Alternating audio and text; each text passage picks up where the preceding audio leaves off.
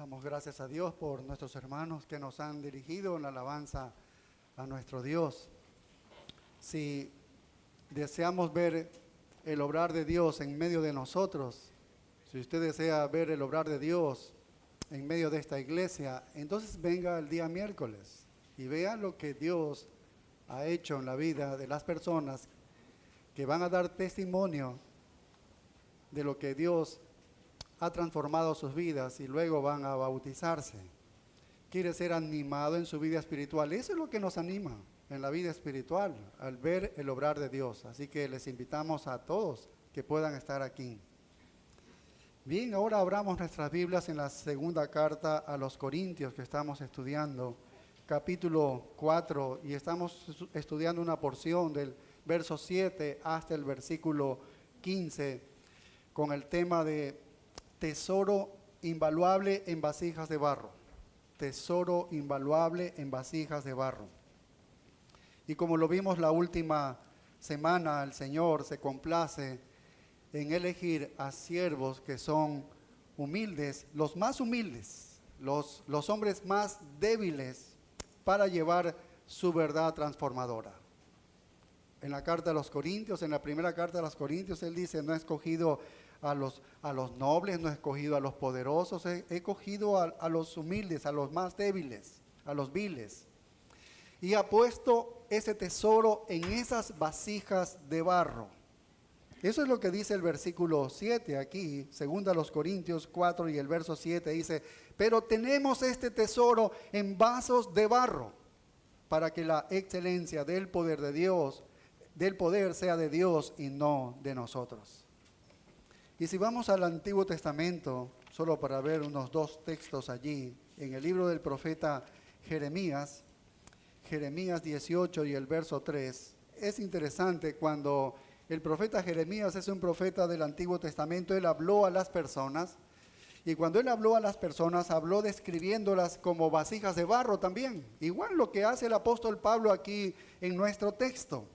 Y mira lo que dice Jeremías 18:3, dice: y descendí a casa del alfarero, y he aquí que él trabajaba sobre la rueda, y la vasija de barro que él hacía se echó a perder en su mano. Y volvió y la hizo otra vasija según le pareció mejor hacerla. Entonces vino a mí palabra de Jehová diciendo: ¿no podré yo hacer de vosotros como este alfarero, oh casa de Israel? Dice Jehová: he aquí que como el barro en la mano del alfarero, así sois vosotros en mi mano, oh casa de Israel. Así que Jeremías dijo que estas vasijas eran vasijas de barro comunes, baratas, frágiles, que podrían destruirse en las manos del alfarero, pero que podían usarse con fines honorables. Y no solamente Jeremías se refirió así, también el profeta Isaías. Si avanzamos al profeta Isaías, capítulo 45 y el verso 9, es interesante lo que dice el profeta Jeremías. Él dice así: hay tierra, dirá el barro al que lo labra, ¿qué haces? ¿O tu obra no tiene manos? ¿Ves? Y ambos profetas, tanto Jeremías como Isaías, estaban recordando que no somos más que vasijas de barro. Nada glorioso, nada magnífico para lo que el hombre muchas veces se cree. Nuestro único valor está en lo que podemos ser usados para lograr. Es decir, Dios nos usa para lograr algo. Ahí está nuestra verdadera valía, nuestro verdadero valor. Pero intrínsecamente no tenemos ningún valor. Y el apóstol Pablo también hizo una comparación similar en Romanos capítulo 9, en el verso 20. Y vamos ahí al Nuevo Testamento, en la carta a los Romanos 9:20. Y él dice algo interesante. Dice: mas antes, oh hombre, ¿quién eres tú para que alterques con Dios? Dirá el vaso de barro al que lo formó: ¿por qué me has hecho así? ¿O no tiene potestad el alfarero sobre el barro para hacer de la misma masa un vaso para honra y otro para deshonra? Así que estas vasijas de barro pueden ser usadas para propósitos honorables o para propósitos deshonrosos. Pero de nuevo podemos observar que el valor de estas vasijas está en la utilidad, no en su valor intrínseco, está en su utilidad.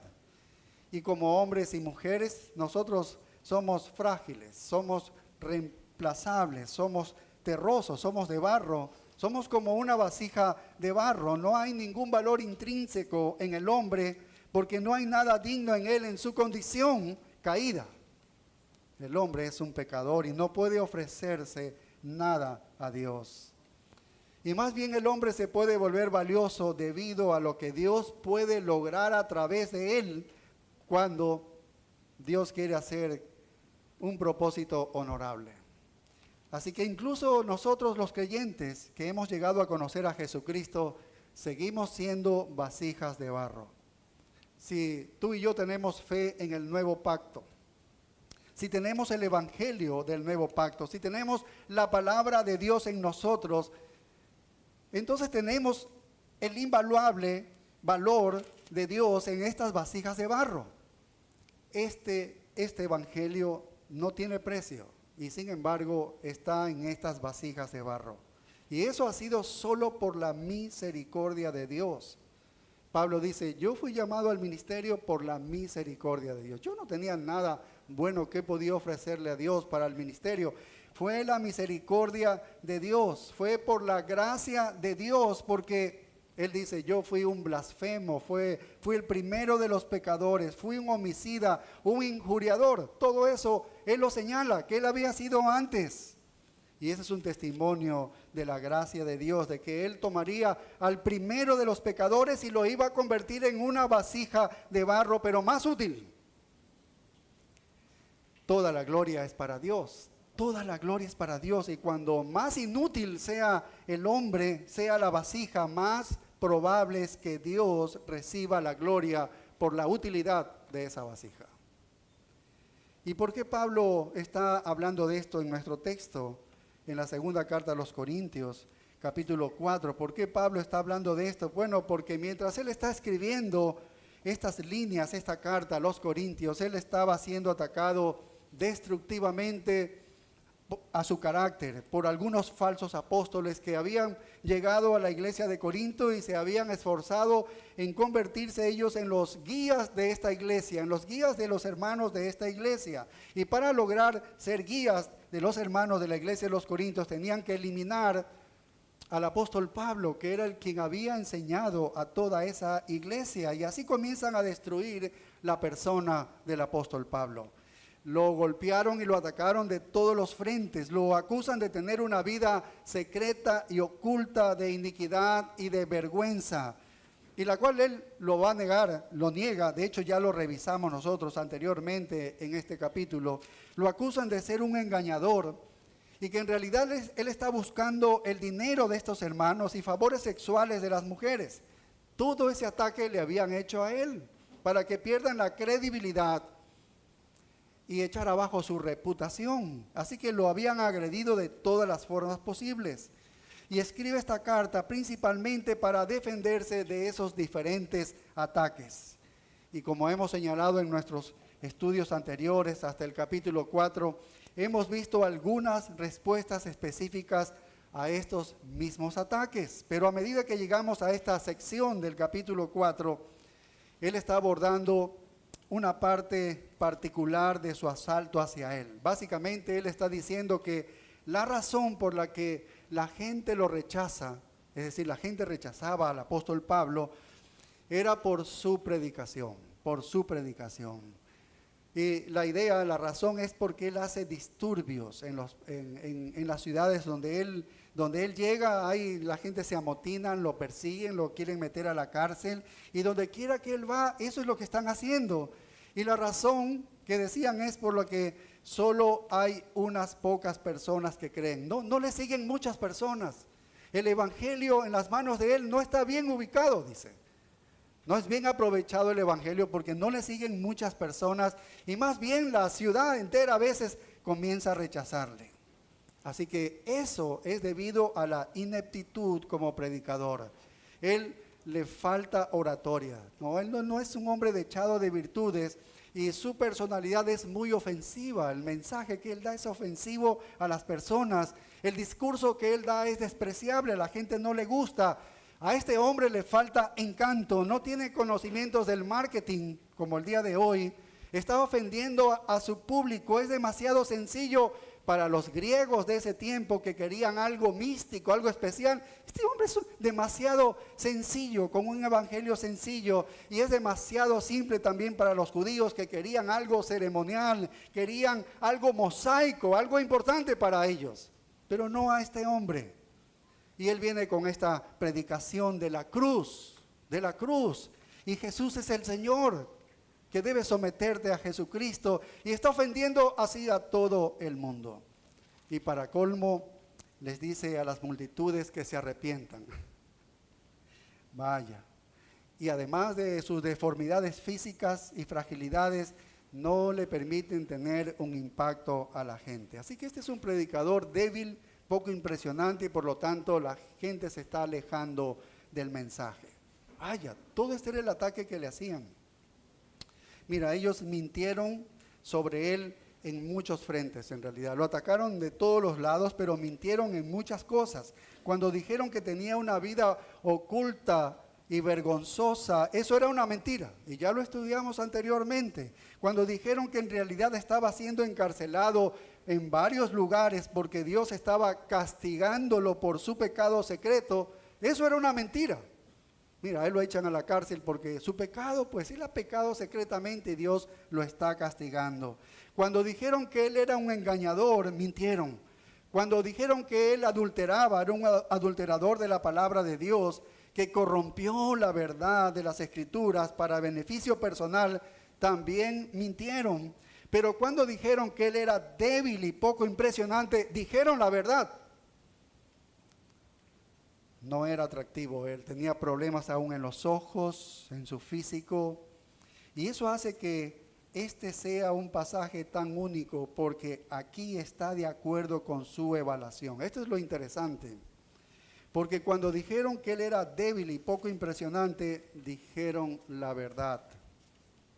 Y entonces el apóstol Pablo acepta eso y da vuelta la tortilla, como cuando lo estás preparando y le das vuelta a la tortilla y les dice, tienen razón, ustedes tienen razón, soy débil. Yo no soy un hombre impresionante y tengo este tesoro de la verdad, del nuevo pacto, está aquí en esta vasija de barro que es rompible, reemplazable, una vasija común de barro nada más. Y entonces, ¿sabe lo que él está haciendo cuando él acepta eso de la crítica? Que la carga ahora recae sobre los críticos, sobre estos falsos maestros. Y su argumento era el de ellos, el de los falsos maestros. Pablo no es el hombre adecuado para presentar el evangelio. Debido a todas estas personas que lo rechazan, lo están rechazando por causa de él, por causa de Pablo. Y la respuesta entonces de Pablo es, tienes razón, yo soy un hombre débil. Ahora explíquenme. Tienen que explicar ustedes por qué tanta gente está siendo transformada bajo el ministerio que Dios me ha dado. No estén mirando a la gente que me está rechazando. Es verdad que son muchas las gente que me están rechazando. Miren las vidas que están siendo transformadas por Dios. Miren eso. Miren a todas las iglesias en Asia Menor que han sido levantadas por el ministerio que Dios me ha dado. Vean el poder de Dios derramándose a través de esta vasija de barro útil y frágil. Y expliquen eso. Den una respuesta lógica a eso. Vaya, fue solo esa debilidad la que se convirtió en fortaleza. Y Pablo se dirige a Dios acerca de estas cosas que lo hacen a él débil. Y le ruega al Señor también que le quite 3 veces. Le dijo así, Señor, yo tengo estas debilidades, Señor, quítame. Y el Señor le dijo, no te voy a quitar porque mi poder se perfecciona en la debilidad. Y entonces Pablo mismo concluye y dice, cuando soy débil, entonces soy fuerte. Así que sus deformidades, sus defectos, es verdad, son ciertísimos para él, los reconoce, pero también esos defectos y esas debilidades eran las credenciales de su autenticidad y son la clave misma de su notable poder. Ahí se manifestaba el poder de Dios. Así que es un hombre que desafía lo convencional en la iglesia del día de hoy. Por ejemplo, es un hombre que tal vez no gane el premio de la predicación en algún seminario debido a su oratoria, que no es como algunos otros, pero era un hombre cuyo poder y expresión de poder no tenía medida tal vez, ¿no?, en su tiempo y tal vez en ningún otro tiempo, porque cada vez que leemos al apóstol Pablo quedamos admirados de cómo Dios trabajaba con una vasija de barro así. Bien, ¿y cómo es que Dios puede trabajar así? Y eso es lo que él responde en estos versículos del 7 al 15, que son el objeto de nuestro estudio en estas últimas semanas. Y aquí hay una defensa contra estos ataques a su persona. Él despliega lo que realmente resulta ser un magnífico homenaje a este hombre y nos abre tal vez para ver la clave del poder que emanaba de él, que era poder de Dios. Y lo primero que él dice, que la marca de su poder es que él era humilde. Verso 7 dice, pero nosotros tenemos este tesoro en vasijas de barro. Ahí está el versículo 7, 2 Corintios 4:7. Mira, era un hombre humilde, pero nosotros tenemos este tesoro, porque él dice, el evangelio es un tesoro increíble, pero está en vasijas de barro. Y las vasijas de barro en ese tiempo se utilizaban para almacenar inmundicia, así como hoy tenemos un bote de basura en la casa. Y así servía en ese tiempo, así que fueron utilizadas en ese tiempo para situaciones y propósitos deshonrosos. Y él dice, esto es todo lo que yo soy, un bote de basura, como un bote de basura. Pero ¿sabes qué? No pasa nada. Quiero que el poder sea evidente de Dios para que Él pueda recibir la gloria. Así que la clave de su grandeza fue su humildad. Mientras más despreciable, mientras más podría ser sin significado esa vasija, más evidente iba a ser el brillo de la gloria de Dios. La gente iba a decir, este no sirve para nada, pero ¿cómo es que se ha hecho todo eso? Dios es la gloria, ¿ves? Cómo Dios puede florecer y puede resplandecer en la humildad de un hombre. Y la segunda, que lo estudiamos también la última semana, que la marca de su poder, él es que era un hombre invencible, no lo podías destruir. Estos falsos maestros lo atacaron de todos los lados. ¿Y cómo un hombre puede llegar a ser humilde e invencible a la vez, al mismo tiempo?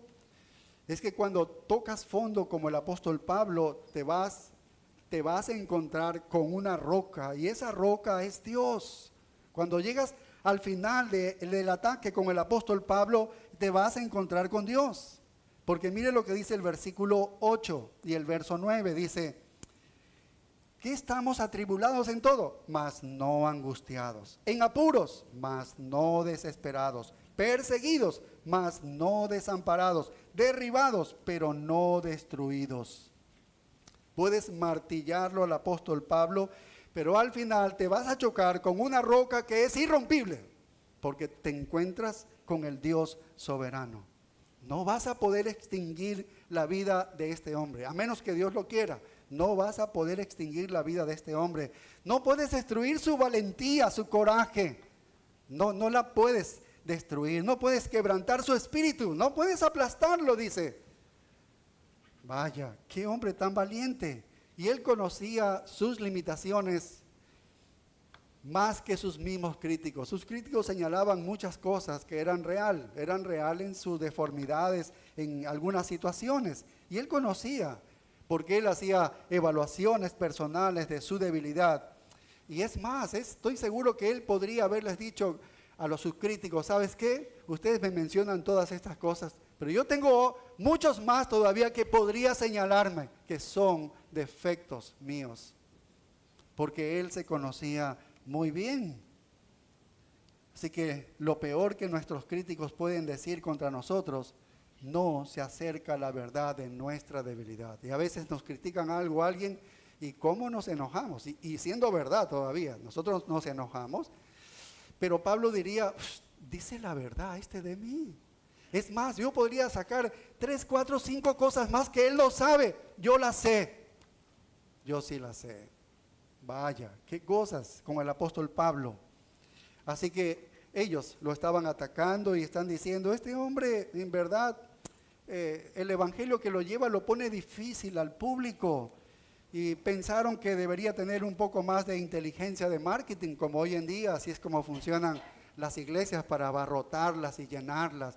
Un estudio de mercadeo de la gente, la posibilidad, la potencia y todo eso en lo económico y en muchos otros aspectos. Pero él no tenía nada de eso, ¿ves? No les da nada apetecible ahí a la multitud, nada de eso. Así que su mensaje está incitando a esta gente, porque la persona de él no es poco atractiva. Y así que se fueron, se alejaron de él. Y luego él, a pesar de que le hicieron todo este tipo de ataques, él continuó predicando con persistencia. ¿Ves? Esos elementos que hemos leído, versículos 8 y 9, comenzaron a volverse hostiles hacia él. Sus enemigos lo hicieron, comenzaron a atacarlo con un veneno de la venganza y lo llevaron casi a la muerte todos los días de su vida. Él está ahí en estos versículos reflejando todo lo que casi hasta la muerte lo llevaban. ¿Y qué llegaban a golpear en el fondo? Se encontraban con la roca que era Dios. ¿Ves? Él había aprendido a apoyarse en el Señor. Había aprendido a reconocer a Dios y la carga recaía ahora sobre los críticos, sobre sus propios críticos. Explícame, ¿por qué soy invencible? ¿Por qué no me han derrotado? ¿Por qué no estoy ahí acostado en la lona? ¿Sí? Sí, me han golpeado muchísimo, pero mira, yo sigo aquí predicando. ¿Sí? Explícame eso, le deja a los críticos. Y ahora sí vamos a ver el punto 3 en esta mañana, que es la marca de su poder, es que era sacrificial. Versículos 10 y 11. Él era sacrificial. Aquí estamos, 2 Corintios 4, versículos 10 al 11. ¿Sabes qué? Al apóstol Pablo no le importó entregarse. Esto en este mundo que vivimos hoy en día, en el cristianismo tan superficial que vivimos hoy en día, les es difícil reconocer.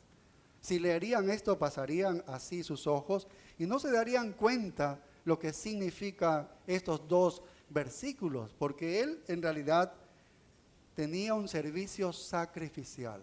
Un servicio sacrificial. Hoy en día el cristianismo es muy light, ¿sí ves? Vivimos una vida muy superficial, un cristianismo donde todo queremos estar en una comodidad. Pero el apóstol Pablo no temía a la muerte y tampoco le temía a la calumnia de sus críticos. Él no le tenía ningún miedo. No temía incluso lo que la gente pudiera hacerle físicamente y no temía lo que la gente pudiera hacerle verbalmente, porque había un propósito en su sufrimiento. Y ahí está la clave, porque tenía un servicio sacrificial. Había un propósito en su sufrimiento. Ya fuera por la persecución física o por una tremenda hostilidad que se le había desatado en las acusaciones de su reputación, realmente no importaba, porque todo esto tenía un propósito. ¿Por qué le está diciendo que era atribulado? Pablo aquí explica el significado de su sufrimiento. Él habló de su sufrimiento como una pequeña letanía en los versículos 8 y 9 que acabamos de estudiar, cuando dice: estoy atribulado pero no angustiado, estoy derribado pero no destruido, en apuros pero no desesperado, perseguido mas no desanimado. ¿Sí? Apenas habla un poco de eso, pero ahora en estos versículos siguientes, en el verso 10, ahora interpreta ese sufrimiento, lo interpreta, y mira lo que dice el verso 10: llevando en el cuerpo siempre por todas partes la muerte de Jesús, para que también la vida de Jesús se manifieste en nuestros cuerpos. Esa es la explicación de su sufrimiento. ¿Qué está diciendo? Que todo este sufrimiento, ya sea que estuviéramos afligidos, como ha hablado el verso 8 y 9, perplejos, perseguidos, ya sea que esté derribado, todos esos sufrimientos simplemente llevan en mi cuerpo la muerte de Jesús. Y así él eleva el sufrimiento a un nivel increíble. porque eso es lo que Cristo debía sufrir. Yo lo estoy llevando en mi cuerpo. Y él dice una palabra que dice siempre. Así que este era un sufrimiento sin alivio. A veces nosotros tenemos un sufrimiento de algo que se nos ha inflamado algo y entonces ya esperamos que ya se deshinche y entonces ya estamos tranquilos. Pero este era siempre. ¿Sabes lo que significa siempre? Que él no tenía alivio. Y mira, si miramos a la primera carta a los Corintios, un poquito antes, en el capítulo 15 y el verso 31, mira lo que dice. Primera carta a los Corintios 15:31, dice: os aseguro, hermanos, por la gloria que de vosotros tengo en nuestro Señor Jesucristo, que cada día muero. ¿Qué te parece? Que cada día muero. Oye, esto es serio lo que él escribe. Tú escribirías así, no nos saliera ni por más pruebas que tengamos. Cada día muero. No diríamos así, es que me pasé una semana en una prueba durísima, o un mes en una prueba muy dura. Pero él dice, cada día muero. Romanos 8:36. Romanos 8:36 dice, como está escrito, por causa de ti somos muertos todo el tiempo, somos contados como ovejas de matadero. Todos los días, dice, eran todos los días, llevando en el cuerpo siempre la muerte de Jesús. Siempre la muerte de Jesús. Así que él era una forma de vida. Era una forma de vida, la que tú y yo no logramos entenderla ni encajarla allí, ¿no? En este siglo XXI que vivimos, no podríamos entenderla totalmente, que era como un estilo de vida, una forma de vida. Me levanto todas las mañanas y ¿sabes qué? Es lo mismo. Todos mis sufrimientos deben ser entendidos de esa manera. Son una transmisión en mi cuerpo de la muerte de Jesús. Vaya, esa es la manera que podía soportar, porque los llevaba a ese nivel de la muerte de Jesús. Entonces, ¿qué es lo que está diciendo aquí? Que él está diciendo que en realidad no es a mí a quien quieren matar. A quien quieren matar ellos es a Jesús. No es a mí, es a Jesús. ¿Ves cómo él puede disipar la venganza, el odio hacia los que le hacen todo eso? Yo sé que quieren matar a Jesús. Y este enfrentamiento diario con la muerte es realmente el morir de Jesús. Este es el morir de Jesús. Así que la gente odiaba a Jesús, ¿sí? Y todavía esa gente estaba presente allí. Todavía estaba presente y ellos no podían expresar su odio a Jesús, ya que Jesús ya había muerto, ya había resucitado y ya estaba en el cielo, no estaba allí físicamente. Entonces, ¿qué es lo que hicieron? Se fueron detrás de aquellos que mencionaban su nombre, aquellos que predicaban el nombre de Jesús, se iban en contra de ellos, ¿sí ves? Y también de todos aquellos que se asociaban con Jesús, aquellos que predicaban el evangelio. Tomaron ese odio por Jesús y se lo pusieron en aquellos agentes que predicaban de Jesús, que mencionaban ese nombre. Así que el odio dirigido hacia Jesús, ahora lo dirigían hacia el apóstol Pablo o cualquier otro que predicaba. Vaya, entonces Pablo está diciendo, ¿creen ustedes que tratan de matarme porque soy un pésimo orador? Él está defendiéndose, recuerda que él está presentando argumentos de esta defensa. Él dice, no, a mí no me están queriendo matar porque soy un pésimo orador. ¿Creen que están tratando de matarme porque no tengo habilidades oratorias o son limitadas mis habilidades oratorias? Si el mundo está lleno de personas que no pueden hablar bien y nada le hacen. Están tratando de matarme porque están tratando de matar a Cristo. Eso es lo que él dice. Están tratando de matar a Cristo. Y los falsos apóstoles habían dicho, la razón por la que Pablo es perseguido todo el tiempo, la razón por la que tiene todos esos problemas, es porque él tiene una vida secreta oculta de pecado debajo de su superficie. Así que Dios está permitiendo ese castigo en las cárceles y todo eso porque desea castigarlo a él por su pecado. Él ya hemos visto, estudiamos en el verso 2 eso, donde les recuerda que él había renunciado a las cosas ocultas y vergonzosas, pero ya antes de su conversión, él había estado en una vida así.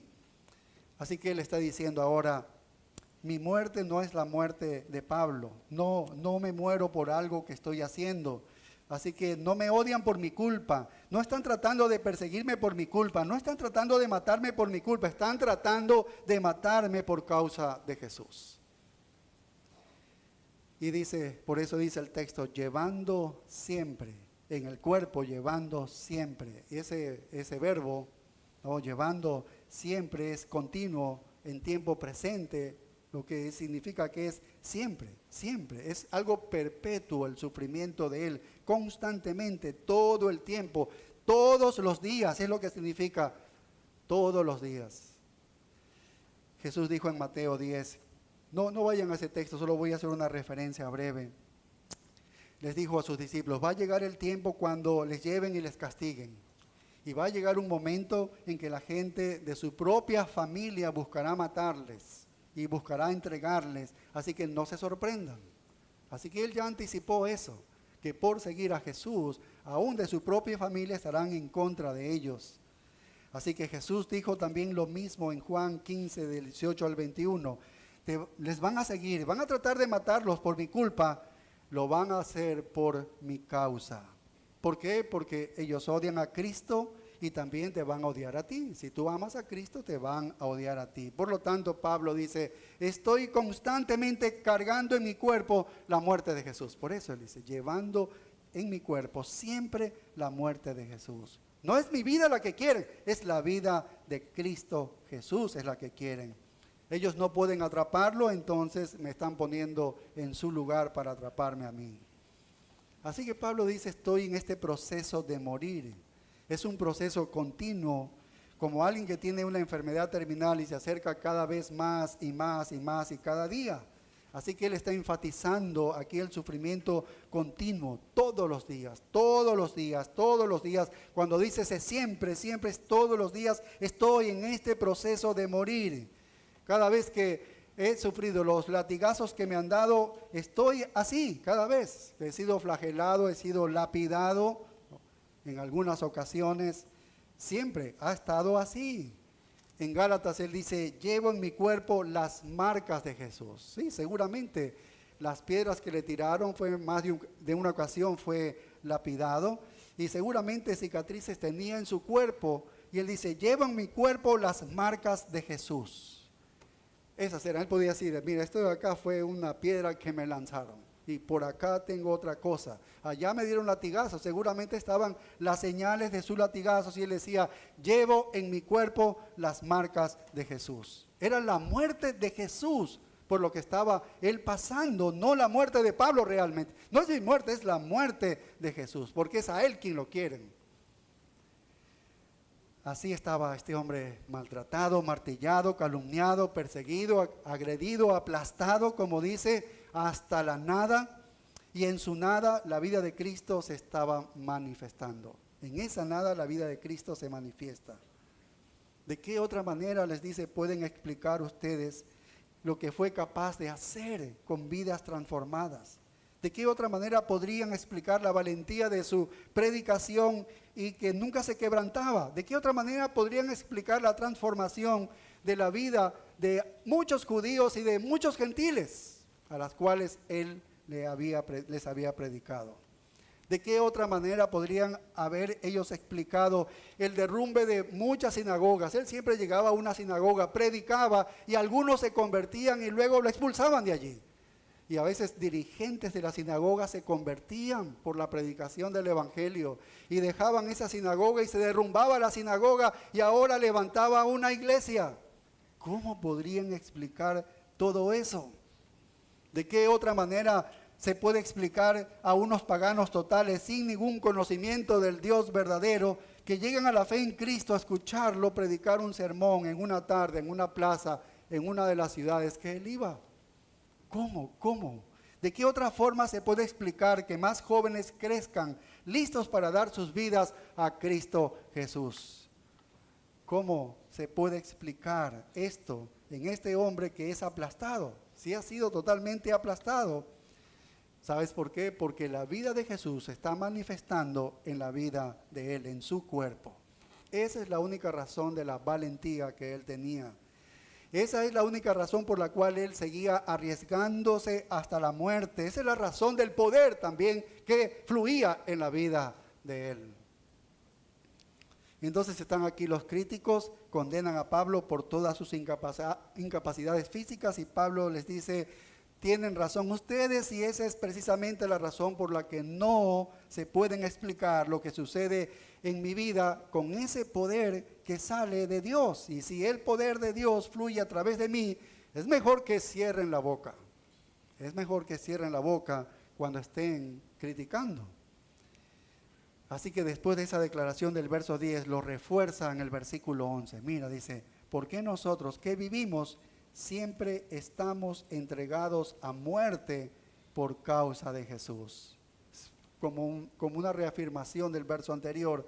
Pero mira lo que dice acá, lo que sigue diciendo, para que también, esto es interesante, para que también la vida de Jesús se manifieste en nuestra carne mortal. Dice, nosotros que vivimos, los que poseemos esta vida espiritual, los que tienen la vida de Jesús, los que predican, los que dan testimonio y viven para Cristo, están siendo entregados constantemente. Así que esta es una palabra que se usa para tomar como a un prisionero y entregarlo al verdugo. La misma palabra que se usa para describir el momento en que Jesús fue entregado a los crucificadores. Nosotros que constantemente estamos siendo entregados a la muerte física como resultado del odio de los hombres hacia Cristo, nosotros estamos sufriendo por causa de Jesús, estamos sufriendo para que la vida de Jesús se manifieste en nuestra humanidad. Esto es algo muy profundo que está haciendo referencia el apóstol Pablo.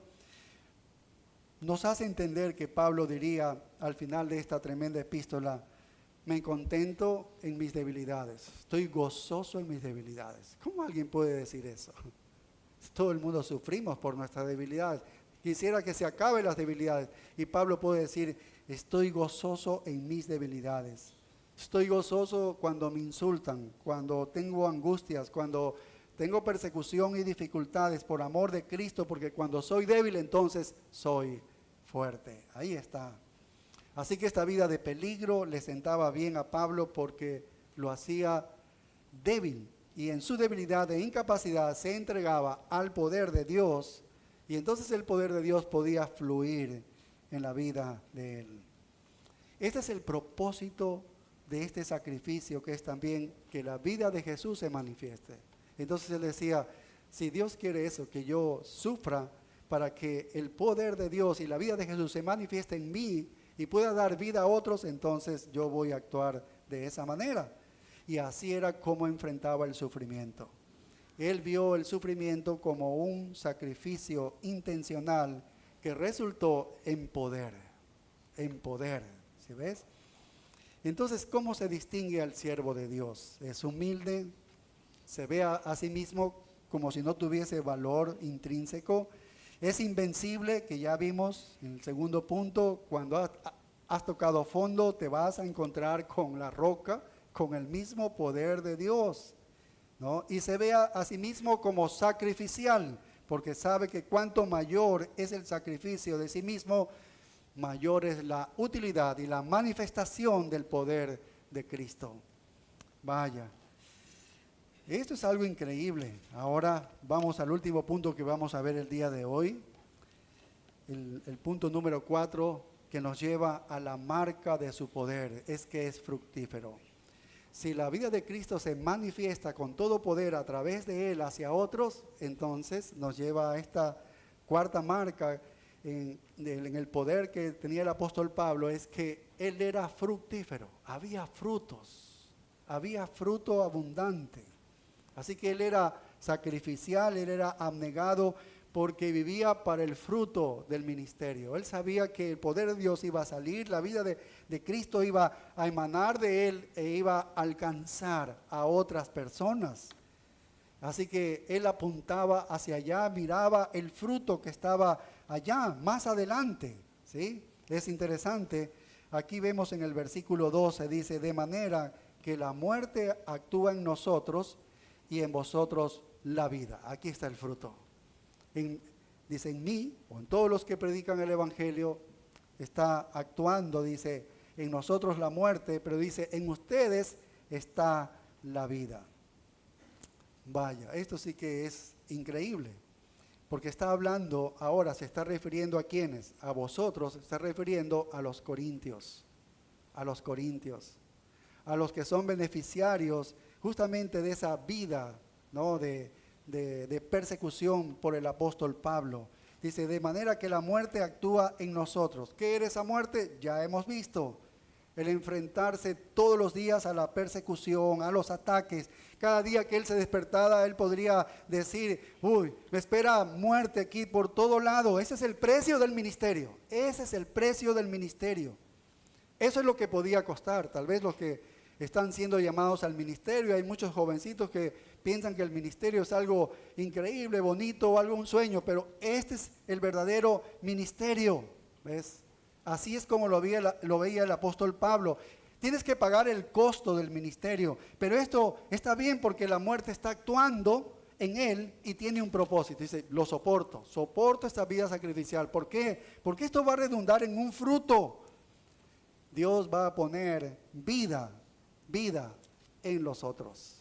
Él arriesga su vida para llevar el mensaje de vida. Él arriesga su vida para llevar el mensaje de vida. Y Pablo mencionó esta misma realidad, pero con otras palabras en Colosenses 1:24. Si vamos un poquito más adelante, Colosenses 1:24 dice, ahora me gozo en lo que padezco por vosotros y cumplo en mi carne lo que falta de las aflicciones de Cristo. ¿Por quién? ¿Por qué él podía sufrir lo que le faltaba de las aflicciones de Cristo? Dice, por su cuerpo que es la iglesia. En otras palabras, no hay ganancia para el que sufre por sufrir por sí mismo. Eso no es, ¿no? Es decir, que no se trata de ser un complejo de mártir. Sí, yo mientras más sufro, eso más puntos para Dios. No tiene nada que ver, él no lo hacía por eso. Si tú sufres porque quieres, eso no tiene ningún sentido para Dios. Pablo no se está imaginando algún mérito en su dolor. No es que si me dejo apedrear aquí, entonces el Señor me va a coronar con algo adicional. No era así. ¿Cómo funcionaba con él?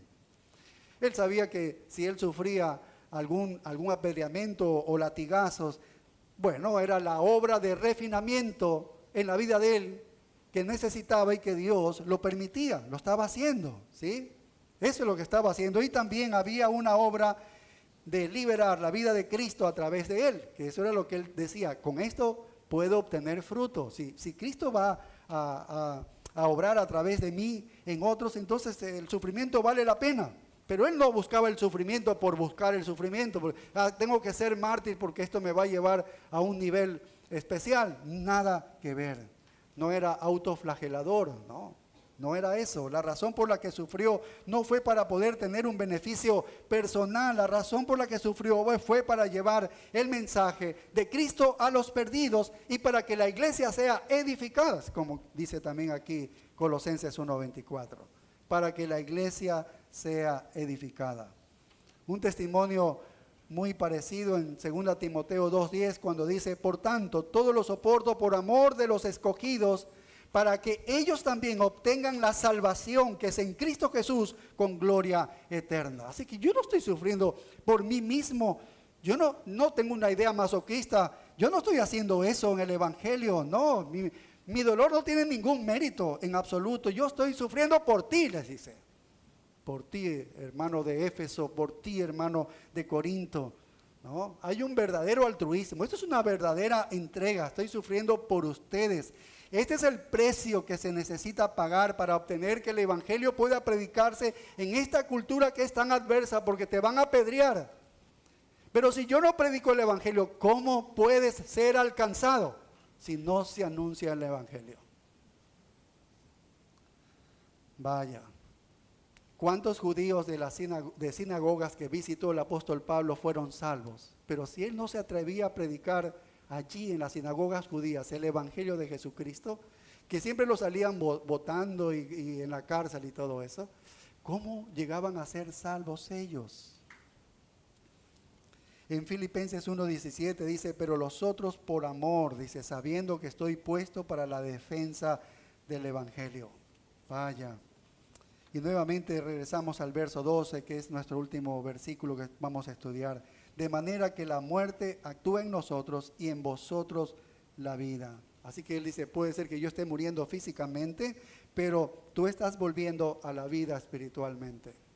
Es conveniente para ustedes. Porque él podía decir, hay peligro aquí, no, hoy día no voy a salir a predicar, hay mucho terrorismo, no salgo a predicar. Están robando demasiado, no salgas por las calles porque hay esto, o el virus esto, no salgas, cuídate. Él no iba a hacer nada de esto, ¿entiendes? Ninguna de estas recomendaciones que hoy en día los mismos pastores hacen a sus congregados. Él no iba a hacer eso. Esa cultura que él vivía no le permitía. Ciudades enteras, autoridades se levantaban en contra del evangelio. Hoy en día no vivimos eso nosotros. Tenemos un gobierno que nos permite predicar el evangelio. Romanos 10:14 dice, ¿cómo pues invocarán a aquel en el cual no han creído? ¿Y cómo creerán en aquel de quien no han oído? ¿Y cómo oirán sin haber quien les predique? ¿Ves? Nadie se va a convertir si no se anuncia el evangelio. Pero si no hay quien predique el evangelio, ¿quién va a escuchar? ¿Quién se va a convertir? ¿Ves que hay que pagar el precio para predicar el evangelio? ¿Ves? Él dice, hoy yo tengo que ir. Me es impuesta necesidad. Ay de mí si no predico este evangelio. Me es impuesta necesidad. No me cojan, no me detengan, yo voy. Así había que hacerle con él. Nosotros sería lo contrario, ¿no? Pero él, a mí nadie me detenga, voy a predicar el evangelio. Vaya, ese es el apóstol Pablo, ¿sí?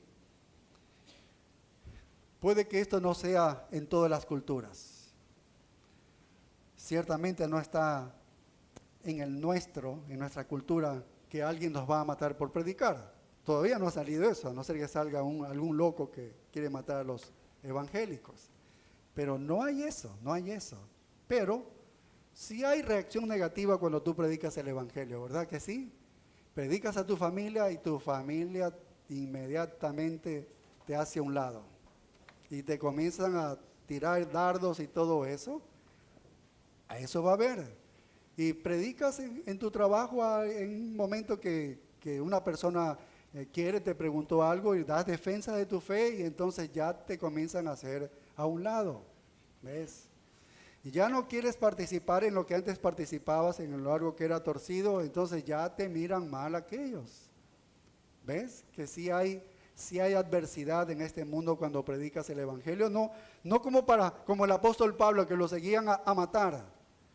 Pero sí hay animadversión contra el cristiano cuando tú predicas el evangelio. Pero si tú callas, si tú no predicas, ¿cómo pueden ser alcanzados algunos de ellos que tal vez Dios quiere alcanzarlos?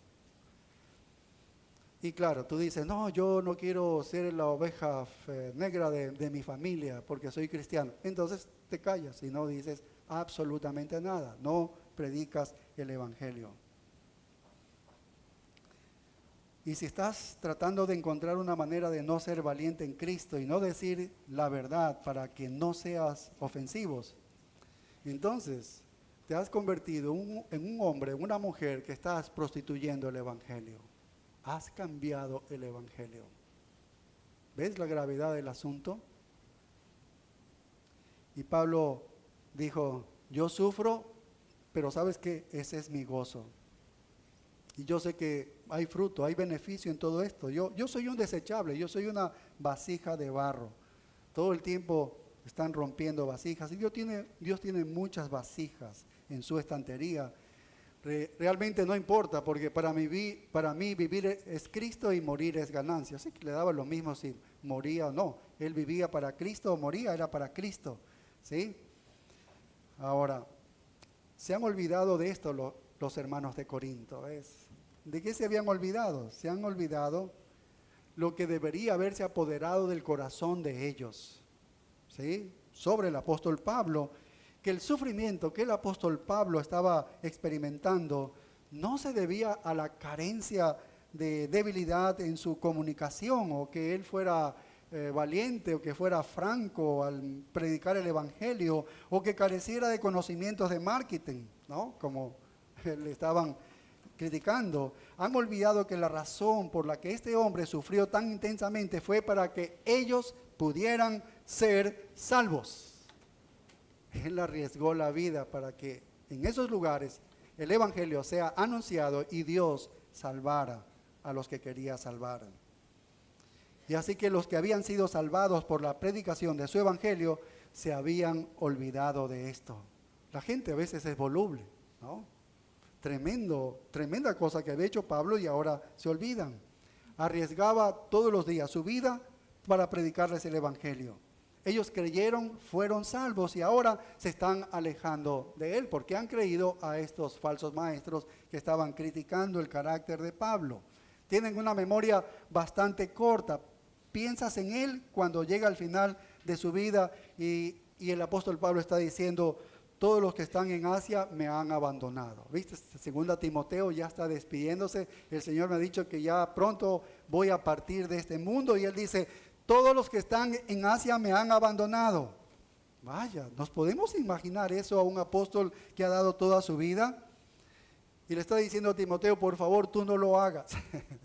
No me abandones, dice. Sí, Demas ya lo hizo. Demas me ha abandonado amando este mundo. Y todos los demás lo hicieron, menos la casa de Onesíforo. Por favor, tú no lo hagas. En mi primera defensa contra el león, que era Nerón, estaba en Roma encarcelado y ya había sido presentado a Nerón. Nadie me apoyó, dice, nadie me apoyó, nadie, pero el Señor estuvo conmigo y me libró de la boca de los leones. Aquí está el hombre que dio su vida para llevarles el evangelio. Tomaron el evangelio, creyeron y fueron salvos y luego lo desertaron al apóstol Pablo. Vaya, ¿no deberían acaso ellos haberse preguntado por sus sufrimientos? ¿Que ese era el precio de haber pagado por las vidas de que ellos sean salvos? Ese era el sufrimiento que él tenía, no era por sus propios pecados. Un gran comentarista dice esto: es la vida invencible de Jesús resucitado en su interior la que permite que sus siervos sean entregados a la muerte voluntaria y perpetuamente por su causa, a fin de que la misma vida de Cristo se encienda en los corazones de los demás, permitiéndoles a su vez ganar a otros. Esa es la cadena de la fe. Esa es la cadena de la fe y que no se ha roto al pasar los siglos. No se ha roto al pasar los siglos. Dios toma a los débiles, a los despreciados y a los perseguidos y a los insignificantes y a los no muchos poderosos y a los no muchos nobles, a los viles, a la gente común que está entregando sus vidas y Él los hace poderosos. Y ellos al morir, estos hombres al morir, se convierten en agentes de vida.